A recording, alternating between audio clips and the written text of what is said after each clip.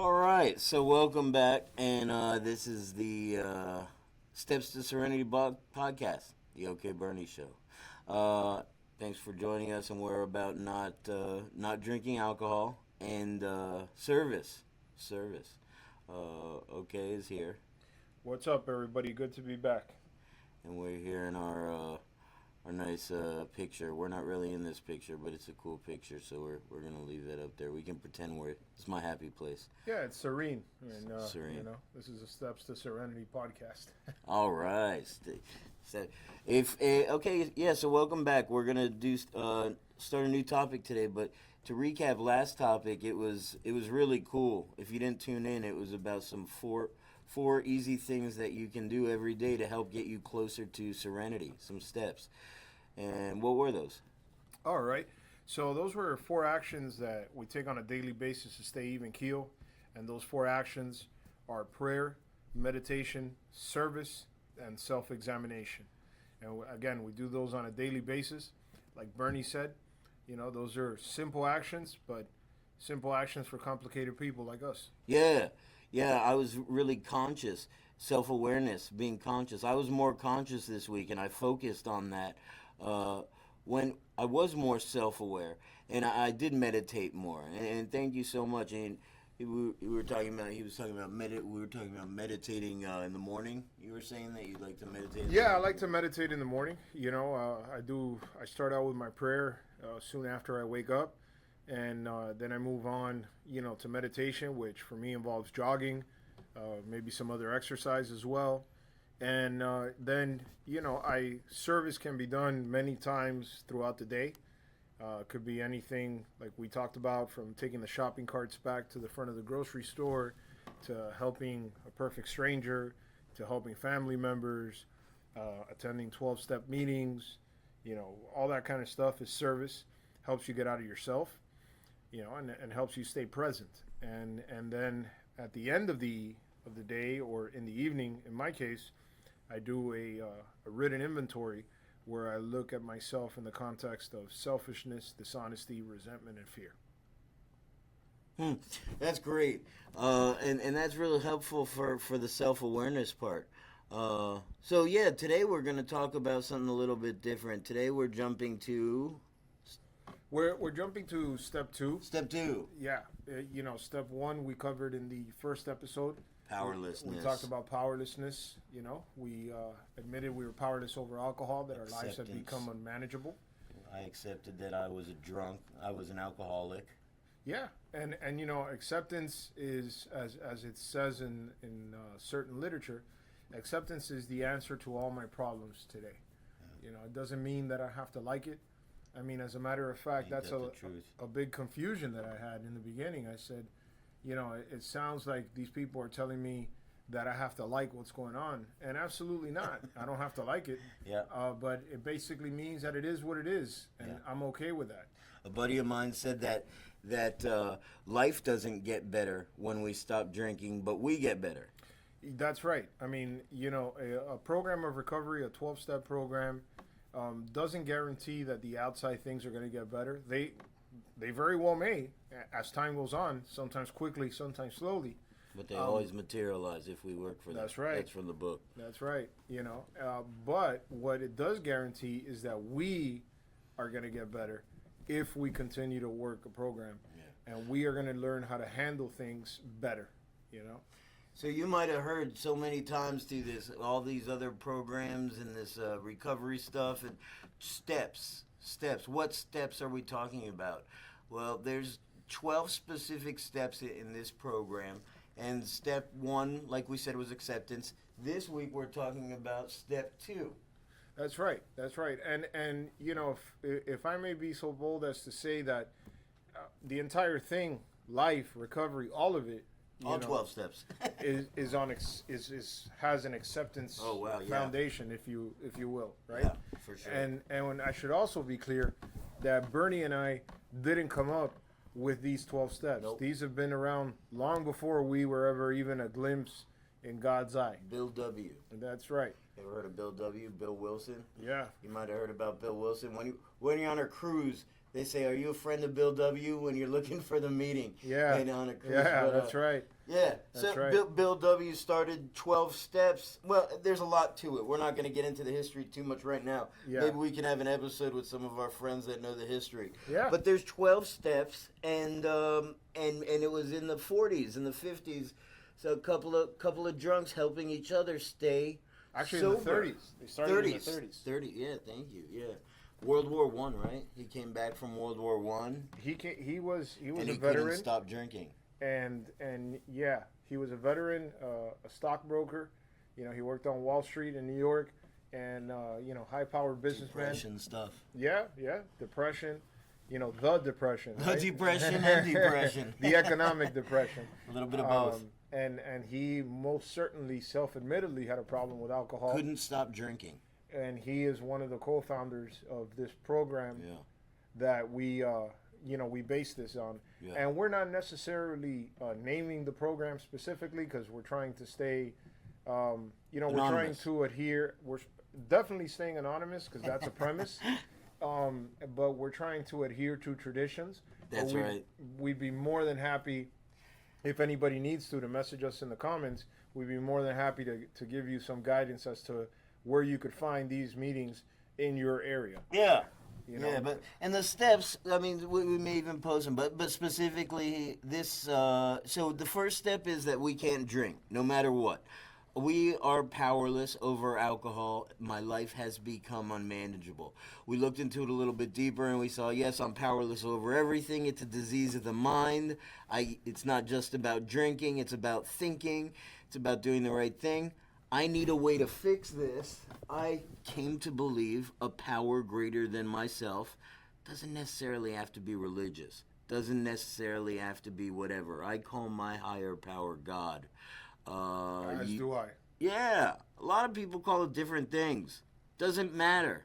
The main thing is that you define it, and that you came to believe that a power greater than yourself could restore you to sanity. Doesn't matter what the power is. Just, you're not sane, and there's sanity.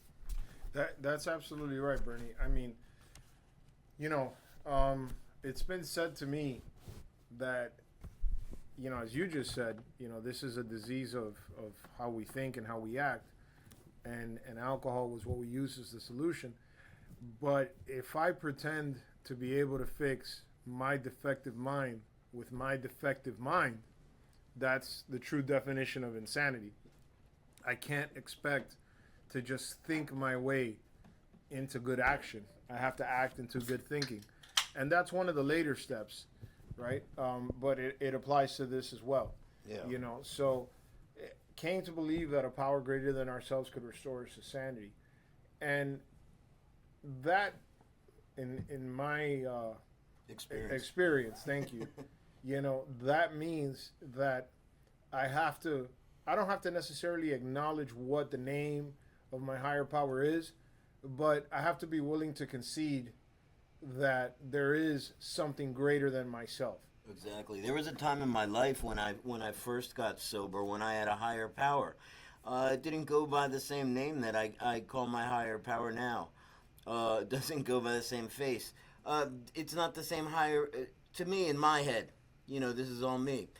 But it's a power greater than myself that helps restore me to sanity.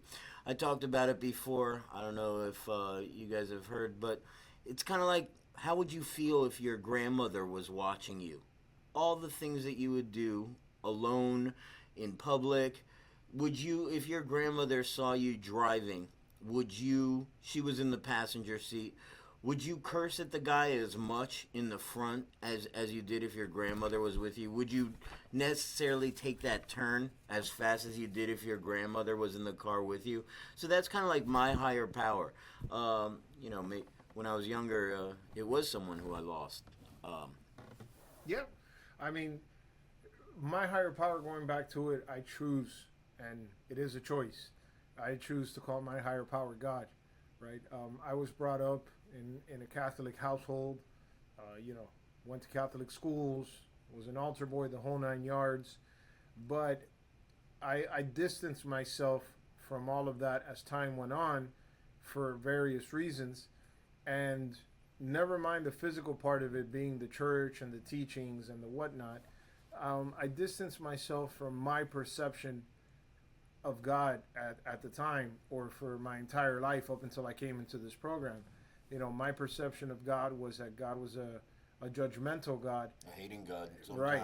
A punishing God, Punishing God. and that's just it. Absolutely has not been the case, right? But when I'm drinking and not of sound mind, those are the kind of absurd thoughts that come into my head. When I'm drinking and I'm not in sound mind, sometimes I think my higher power wants me to drink. Right, and nothing could be further from the truth because, it says in the literature, nature and God alike abhor suicide. And that's essentially what alcoholics are doing when they continue to drink.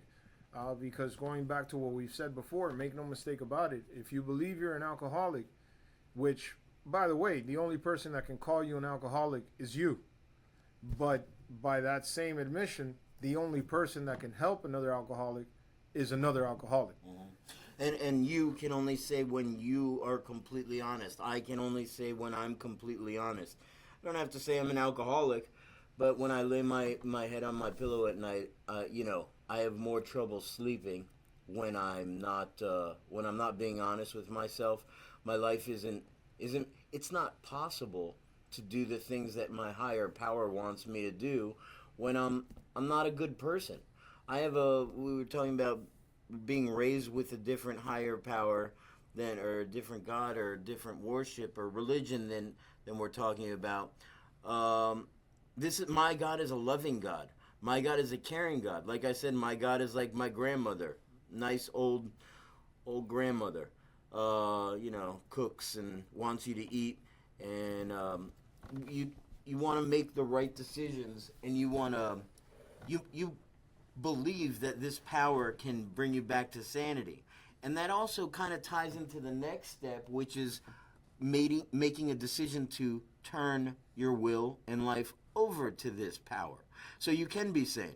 It's like, I'm not sane. There's something that can make me sane. I will turn my life over to it. Yeah, and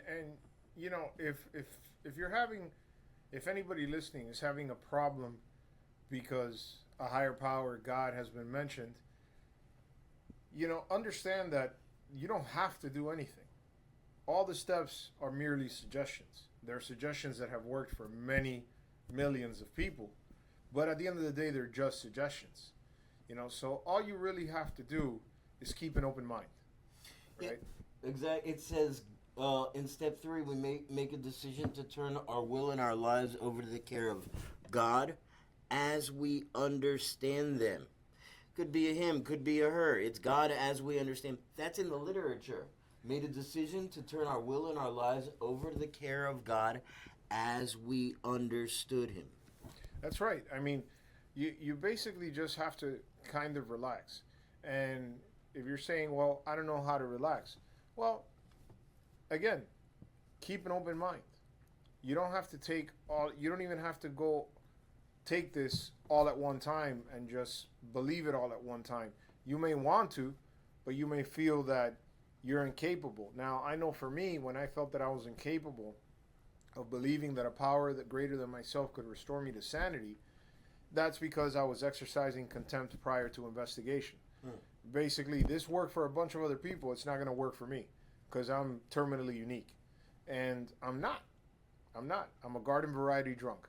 I've been sober for quite some time now, but I'm a garden variety drunk, just like anybody else. That's the thing. With this disease, circumstances are different for everybody. Lives are different. People, places, and things in those lives are different. But the disease is the same for everybody. And it has the same ending for everybody, too. Exactly. I mean, if you're active and you remain active, there's only one. Yeah, jails, institutions, and death await. Correct. And not necessarily in that order, Yep. right? Now, if you're focused on the solution and not the problem, and you're focused on recovery, then a life beyond your wildest dreams awaits. Doesn't necessarily mean, like I thought in the beginning, oh, that means I'm going to be rich. Well, maybe, but that's not what it's promising. It's promising that I'm going to live a quality life, that I'm going to be grateful for anything and everything in my life, the good and the bad. And that might be hard to swallow, but it's absolutely the truth. And you might say, you might be thinking, how am I going to be grateful for the bad? Well, nobody likes when bad things happen, right? Because if you do, you're really insane, right? But if you look at it with an open mind, and we go back to it, because you need, if you really want to do this right, you need three things: honesty, open mindedness, and willingness, right? So if you're looking at this with an open mind, and you say, how can I be grateful for the bad? Well, how else are you going to learn if you don't have those challenges? Because it's real nice to read it in text, to listen to other people's stories, to relate. But until you go through something, an acid test, if you want to use a cliche reference, and no pun intended on the drug side there, if you want to use that reference, until something happens that tests you and really tests you in sobriety, and make no mistake, life is going to continue to happen, right? Yeah. Until that happens, I'm not going to know what to do. I have to face the situations to know how to go through them. And that's the whole thing. Life is going to happen, and you have to go through those situations. In life, I mean, the way it looks from my experience is that you got to go through something. You can't ignore it. If you ignore it and you think it's going to go away, that doesn't normally happen. If you think that your, marriage, you don't talk to that person for 20 years, oh yeah, it just goes away. You're automatically divorced. Not necessarily. That's not always the way that it happens. You have to take care of things. You have to confront them head on. And part of confronting them head on is, number one, with the help of a higher power, it's a lot easier. With the help of a loving, caring, higher power the way I understand it, it's a lot easier. Knowing that I am powerless, it's a lot easier. And that there's a power greater than myself that wants to help me. It's a lot easier. So now I'm ready to take some of the next steps, which is looking at myself. We're not going to get there directly yet, but there's steps for a reason. You do them in an order because you have to complete the fact that you understand the fact that you're powerless. So now we need help. You can't need help if you're not powerless. That's absolutely right. I mean, one thing I wanna bring up. Many, alcoholics, many, if not most, and in some cases all, if you want to go that far, are people of high intellect in their own capacity, right? Some of the smartest people in the world. That's right. In this program, intellect never got you anywhere. Because I tried to rationalize this, to figure this out, and there's nothing to figure out. Nope. There's just something to do. This is a program of action. And for me, how I became ready to practice these principles in all my affairs, to work these steps, how I became ready is I hit bottom. And there are many different bottoms that people can go through, but one of the terminologies that we use is a sufficient bottom, because I went through many different bottoms. But when nearly 7 years ago came around and I hit a sufficient physical and emotional bottom, then I was ready to do whatever I needed to do. And I didn't know what I needed to do. So now, like Brnie just said, I was ready to ask for help, and I asked for it. I'm so powerless. I'm so out of control. I know nothing. I need help. That's right. And we go back to it. The only one that can call you an alcoholic is you. Now, if you think you have a problem with alcohol, you probably do. You probably do.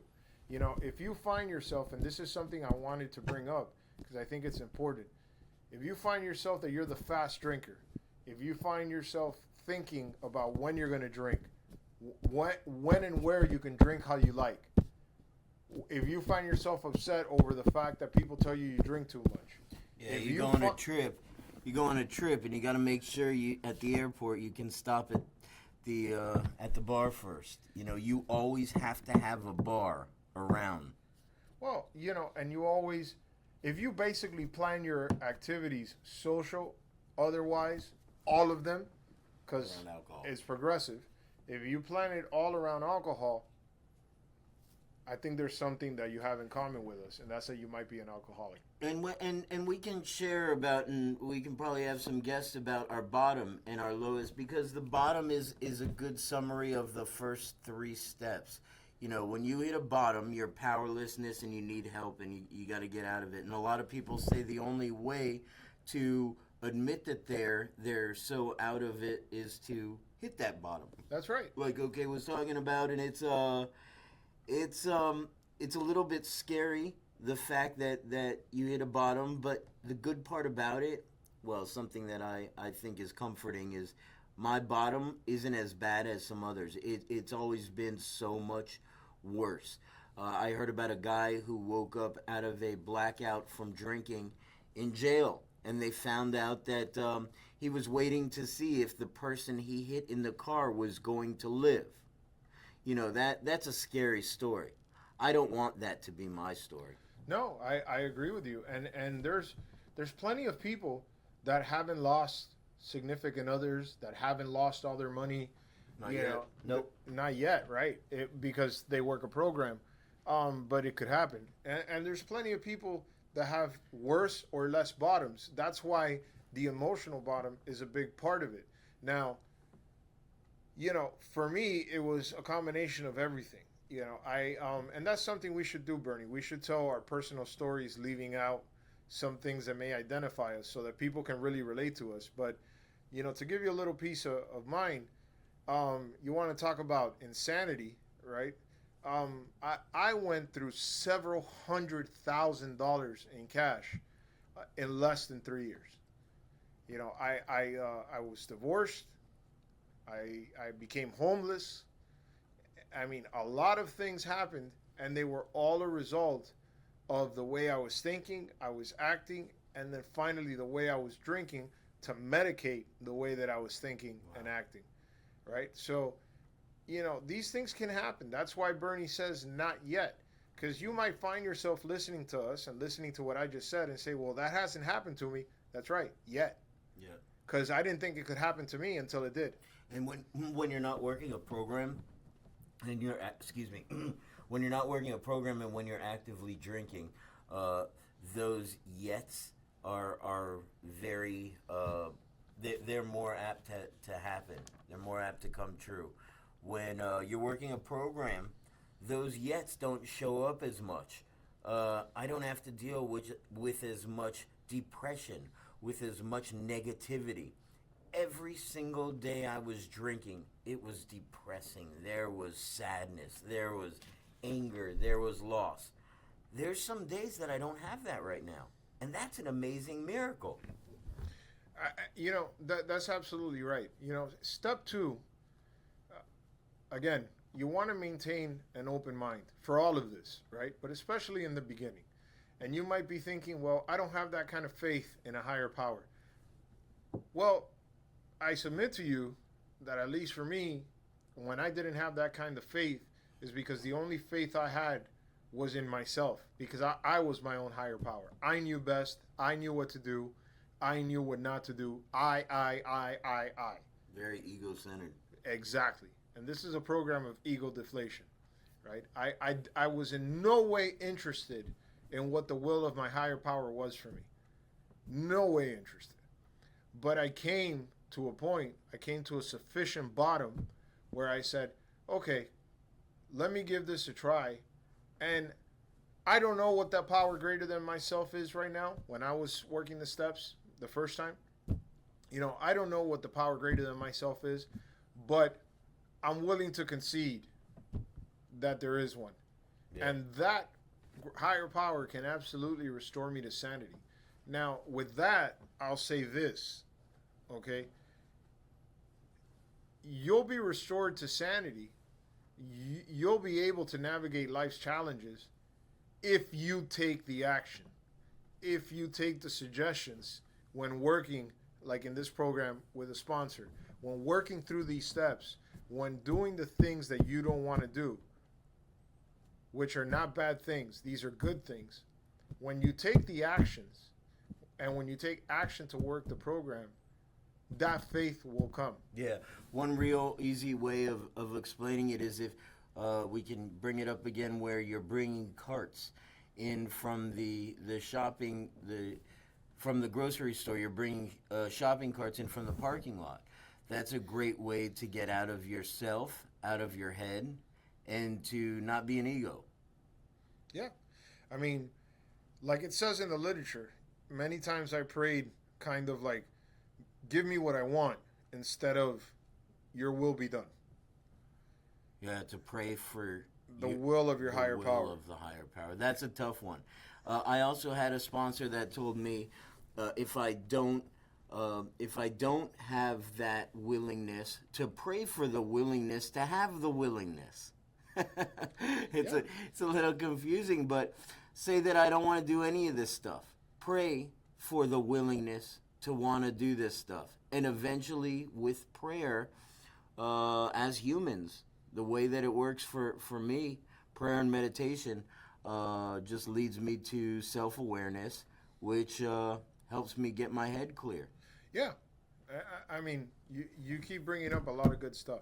You know, it says in some of our literature, and by our literature, I don't mean literature that we wrote. I mean approved literature for this program. Approved literature. Right. Maybe we'll do something. Let me read you the last paragraph from one of the books, and as it relates to step 2. This is the 12 and 12, step 33. Yeah. Page 33. That's right, page 33. Therefore, step 2 is the rallying point for all of us. Whether agnostic, atheist, or a former believer, we can stand together on this step. True humility and an open mind can lead us to faith, and every meeting is an assurance that God will restore us to sanity if we rightly relate ourselves to Him. So, what this is basically saying is that you just have to maintain an open mind, be humble, and be willing to do the work. The faith will come. Now, I'm going to bring up another saying. Faith without works is dead. You might say, "Oh, I believe," because you might be you might have gotten that sweet gift of desperation, and I do say sweet because the gift of desperation is what allows us to say, "Okay, I'm finally ready to take suggestions and work a program." If you have that sweet gift of desperation and you say, I have faith that there is a God, I have faith that that higher power will restore me to sanity. Okay, cool. Now you got to do the work. And I'm not talking about digging ditches. I'm talking about emotional and spiritual work that you will be guided through if you seek the help. Okay? Faith without works is dead. The only way that you can maintain faith is by doing the work. And the work is not only the work suggested to you by a sponsor, spiritual advisor, whatever you want to call it, okay? The work is implementing what you learn in all your daily affairs. That's the work. That's how you're going to get faith. Picking up the shopping cart, taking the shopping cart back in, the action, and on the way in, you may see some older person who needs some help putting stuff in their car, and those actions, not just thinking about it, not just wanting, but those actions bring you, this is what he's talking about, a program of action. Doing the things that seem like they're uncomfortable, but you know your higher power, the loving higher power, would want you to do. Well, not that they seem uncomfortable. You're right about the uncomfortable part. They may very well be uncomfortable, right? But doing them anyways. Doing the next right thing, even when it's hard. Even when it's hard. And if you're not sure what the next right thing is, I've been taught, then just do the next thing right. Mm-hmm. Wow. All right? That's a simple solution to implement. Yeah. But we go back to it. Simple solution, simple program for complicated people. Yeah. So to recap, step 2, came to believe that a power greater than ourselves could restore us to sanity. Notice it doesn't say what you have to call that higher power. It just basically says, are you willing to, if you want to break it down, are you willing to concede that there's a higher power? Yes, I am. That can save you. And like my sponsor said Not to a me, higher power that doesn't want to save you, a higher power that can hurt you. It's a higher power that can save you. that's right. That's absolutely right. And like my sponsor said to me, if you're willing to concede that there's a higher power, are you willing to concede that you are not it? And I said, yes. Okay, good. We're ready to keep going. So just remember that honesty, open mindedness, and willingness. But those three things will only come when you're desperate, when you've hit a sufficient bottom, when you've admitted to your innermost self that you are an alcoholic, you need help, and you're ready to seek it. Wow. And when you do, in closing, when you do need that help, there's help out there. There's a program. My program is 12 steps, and it's got a higher power.